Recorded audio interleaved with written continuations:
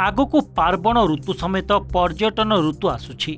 एही समय रे कोरापुट जिला को लक्षाधिक पर्यटकों सुओ छुटे।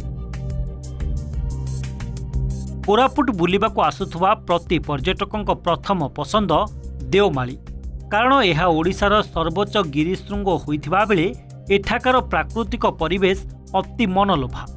एही स्थान को भूस्वर्ग बोली विवेचित करा जाए। गत वर्ष एठाकू प्राय 4.5 लाख पर्यटक बुलिबाकू आसिथिले। चलित वर्ष एही संख्या द्विगुणित हेबो बोली आशा करा जाउछि। हेले देवमालीर कदर्य रास्ता पर्यटकों मन भांगी देउछि। अनुभव तो सर बहुत बढ़िया। आम ओडिशार गिरिशृंग कहले आम समस्त जाइछु। छोट बेलू पाठ पढ़ी आसछु ए जगह को, किंतु आज प्रथम थर पे आसी बहुत खुशी लागला। किंतु गोटे जिनिस हमर 5 ରୁ 6 किलोमीटर जो हमर देवमाली रो तल को जीवा पई रास्ता टिके बहुत खराब अछि। आम किछि नै ओडिशा सरकार को एति अनुरोध करबा, जदि से रास्ता प्रति टिके नजर देले हमर पर्यटन स्थलीटा टिके बढ़िया हो। मो मिसेस आज जन्मदिन थिला।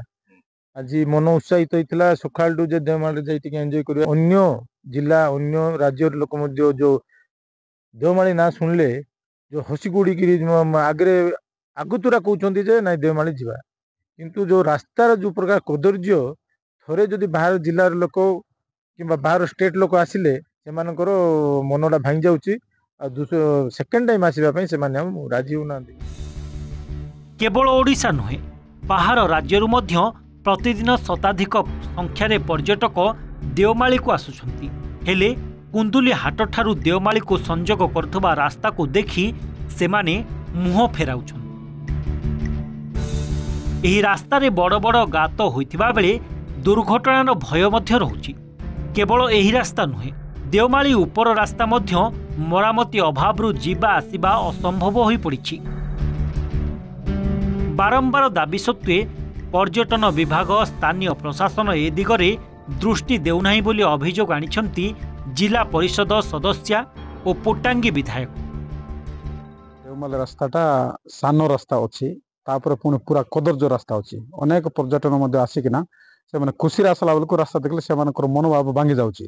पुणी से रास्ता सुंदर थिले से जाके 10 लोक कहबे बाबू बढ़िया अच्छी आम चलो बोलिकी। एटा प्रकृत रे जता शीघ्र सरकार एक्शन नेले भल होइतांता। जिला प्रशासन हो कि हमर ब्लॉक प्रशासन हो किछि माने किछि दायित्व नेउ नाहंती। जो प्रकार के रास्ता जो प्रकार हेछि ना माने बहुत कदर्य हेछि, सेति पय नै कि से रास्ता जदि गुरुत्व दे कि ना किछि भी से माने पुनर्बार निर्माण करा जिवो तो हुए तो माने पर्यटक माने आसुचंती जाउचंती तो सेमान को असुविधार सम्मुखीन हे नतांते। सेपटे स्थानीय विधायक और जिला पर्यटन अधिकारी देवमाली रास्ता अत्यंत खराब थिबा स्वीकार करिसेंती। हेले एहा पर्यटन विभागर काम नुहे, ताहा जिला प्रशासन। एणु ए विषय रे से लिखित भावे जणाई देबे बोली जिला पर्यटन अधिकारी कहिसेंती। देखिछि मोर नजर के आछि, मो भी निजे गोटे दिन जाइतिली। वर्तमान से आरएनबी डिपार्टमेंट दिया आइछि। वर्तमान वर्षा परे से कार्य आरंभ करेंगे। से अंचल 10-15टा गाँ अच्छी, से गाँव जीवा आसवा मत बहुत असुविधा होची। आ पर्यटन स्थल को मत जीवाई देवमाली जावाक मत बहुत समस्या रही। ताकू मत मो जिला प्रशासन को मत कलेक्टर मत कथा होती।